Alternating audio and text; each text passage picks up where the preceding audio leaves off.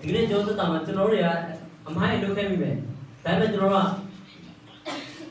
ကခါကျရင်တိုင်းနာလူမျိုးတော့နောက်တင်တဲ့ချင်းစိတ်မရှိဘူးအမားလို့ပြောလို့ကောင်းတဲ့ရမကောင်းတဲ့ရပြောချင်တာမဟုတ်ကောင်းတဲ့ရလည်းမကောင်းတဲ့ရလို့ပြောချင်တာဖြစ်တယ်လူကမကောင်းတဲ့ရကိုပဲတွားပြီးပြင်းပြကြမကောင်းတဲ့ရလည်းမကောင်းတဲ့ရကိုပြင်းပြကြကျွန်တော်ပြောချင်တာက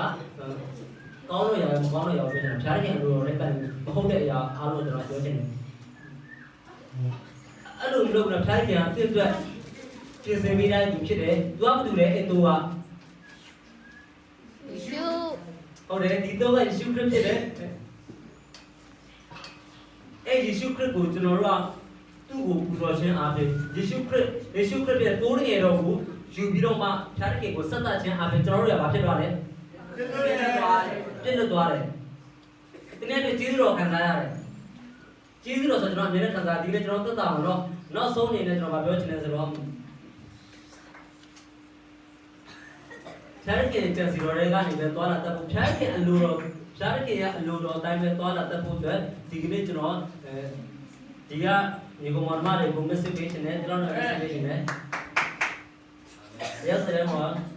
ဖြားတဲ့ရဲ့စကားတော့ဆက်လို့ရှိပါသေးတယ်